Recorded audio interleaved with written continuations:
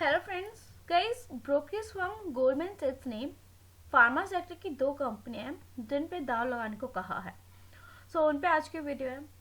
Guys, जैसे कि आपको पता है, जो ब्रोकर्स फर्म है वो हमेशा कभी भी दाव लगाने को बोलती है, तो उन कंपनीज में हमेशा ही मोमेंटम देखने को मिला है। मतलब कि आपको मंडे के दिन इन दो कंपनियों में काफ़ी अच्छा मोमेंट देखने को मिल सकता है। सबसे पहले जब मैं बात करूँ, उस कंपनी का नाम है न्यूलैंड स्लैबशेयर। न्यूलैंड एमशेयर का आईपीओ लगभग 2008 में आया था गाइस। और न्यूलैंड लेबोरेटरीज की, जैसे कि पिछले साल अगर देखोगे ना रिटर्न्स, तो लगभग 194% तक का रिटर्न देखने को मिलता है। एंड मैक्सिमम जब से आया तो 18% तक, 18,000% तक का रिटर्न दे चुका है। मतलब कितना मल्टीपैक रिटर्न ये दे चुका है गाइस। अगर बात करोगे ना अगर निफ्टी फिफ्टी की, तो ये निफ्टी फिफ्टी ना 17% भागा एक साल के अंदर। अगर मैं सीजन की भी बात करूँ, तो सीजन के अंदर भी लगभग एक साल के अंदर आप देखोगे मोटा मोटा 24% तक का तेजी देखने को मिलता है। एंड मैक्सिमम देखोगे तो लगभग 441% तक का इसका रिटर्न देखने को मिलता है। यस, गोल्डमैन सैक्स ने अपनी रिपोर्ट्स में कहा कि फार्मा सेक्टर में डिवीज लैब्स की जगह सीजन और न्यूलैंड को फर्स्ट प्रायोरिटी दी गई है, उनको रखा जा रहा है। एंड वहीं उसने जो ग्लैंड फार्मा है और जो लॉरेंस लैब है, उनके शेयर्स बेचने की भी बात कही गई है। कैसे गोल्डमैन सैक्स ने कहा है कि न्यूलैंड और सीजन के अंदर लगभग एक ब्लॉक डील देखने को मिली थी 12 दिसंबर को। न्यूलैंड के अंदर देखने को मिली थी ब्लॉक डील, जिससे कि न्यूलैंड के शेयर में, मतलब लेबोरेटरीज की 4.9 लाख शेयरों का लेन देन हुआ था। एंड कंपनी की कुल हिस्सेदारी अब 3.8% के बराबर हो गई है।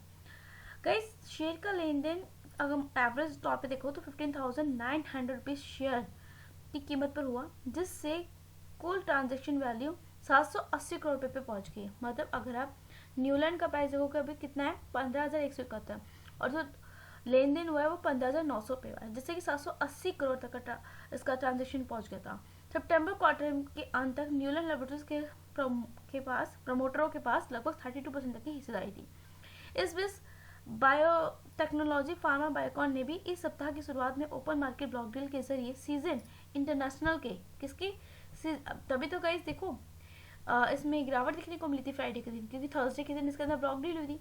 और सीजन की बात करूँ ना, तो सीजन में भी आपको गिरावट देखने को मिलती, क्योंकि इसके अंदर भी जो बायोटेक्नोलॉजी फार्मा बायोकॉन है, उसने इसी सप्ताह ही ओपन मार्केट ब्लॉक डील के जरिए सीजन इंटरनेशनल के 80 लाख इक्विटी शेयर बेचने का ऐलान किया था, जिससे कि उसे 686 करोड़ रुपए मिले हैं। बिक्री के बाद ही सीजन की कंपनी, जो सहायक कंपनी है, एंड एक सीआरडीएम में बायोकॉन की हिस्सेदारी घटकर अब 12% रह चुकी है। सो गाइस, ये एक रीज़न है कि अभी जैसे कि इसमें स्टॉक में गिरावट देखने को मिली पिछले 5 दिन से। इसमें आप देखोगे सीजन वाले में, सीजन इंटरनेशनल में गिरावट है। यहाँ इस पॉइंट से देखो 11 दिसंबर से लगभग कितना आया, 5% तक ही गिर चुका है गैस। लेकिन यहाँ पर ये भागा भी था ना वही 9 दिसंबर के आसपास, कितना भागा था लगभग, अगर मैं 5 दिन में देखूँ तो ये लगभग चढ़ा है 5%। ठीक है, उतना ही हमें गिरावट देखने को मिली। इसमें भी अगर 5 दिन देखोगे तो 5वें दिन भी इसमें भी गिरावट है।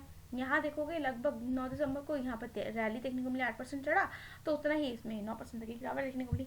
और एक महीने में देखोगे तो लगभग इसमें यहाँ पे देखो तेजी आई है, ऐसा नहीं है कि तेजी नहीं आई, स्टॉक नहीं बढ़ा, 19% तक भागा है एक महीने के अंदर। इसकी बात करूँ तो ये भी काफ़ी अच्छा भागा है, इसमें काफ़ी अच्छा रिस्पॉन्स है। देखो 12% तक भागता हुआ नजर है, फिर गिरा है, फिर भागा है, फिर गिरा है। तो ये चीज़ हमें इसके अंदर देखने को मिली है। ये एक रीज़न है कि इसके अंदर प्रॉफिट बुकिंग और अभी बाइंग रेटिंग गाइस इसलिए दी जा रही है, इस रिलेटेड आप देख सकते हो। देखिए, season international stock exchange gains to second day surge 4%। मतलब ये स्टॉक चढ़े भी है ना, ऐसा नहीं है कि चढ़े नहीं है, ऐसी थोड़ी ना कोई इसके ऊपर बाइंग रेटिंग दे सकता है। और गाइस, जो मैं खबर बता रही हूँ वो है ये गोल्डमैन सैक्स की, ठीक है। इसके बारे में मैंने आपको पूरा का पूरा इंपॉर्टेंट व्यूज दे दिया है। एंड जैसा भी था आर्टिकल्स में वो पूरा का पूरा मैंने आपको समझा दिया, जो आर्टिकल में लिखा हुआ था। इंडस्ट्री भी 34 है, स्टॉक भी 74 है, इट मीन्स ये अभी ओवर वैल्यूड जोन में है, तो इसको अभी खरीदने की गलती मत करिएगा, करेक्ट होने दीजिएगा। हाँ, इसमें एक चीज़ पॉजिटिव है कि इसमें एफआई की होल्डिंग बढ़ रही है, डीआई की होल्डिंग घटी हुई, सॉरी पब्लिक की होल्डिंग घटी हुई है, डीआई की भी होल्डिंग घटी हुई है। मतलब माल जहाँ बेचा जा रहा है, जहाँ प्रमोटर भी माल बेच रहा है, अब वहाँ एफआई माल खरीद रहा है इसके अंदर।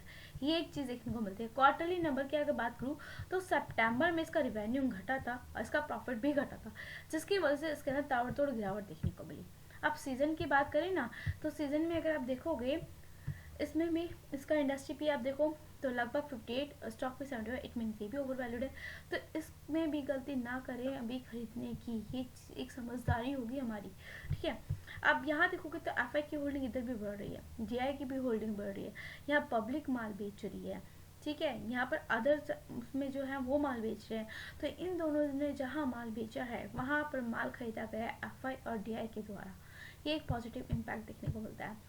क्वार्टरली नंबर देखोगे तो यहाँ भी इसका रेवेन्यू डाउन गया और इसका प्रॉफिट भी डाउन गया, जिसकी वजह से इसके अंदर बिकवाली देखने को मिली। बाकी का इसको रिकमेंडेशन नहीं है, स्टडी पर्पस से वीडियो, चैनल पर नहीं हो तो लाइक करना मत भूलिएगा, बेल आइकन आगे नोटिफिकेशन में। Bye guys, thank you, next video में।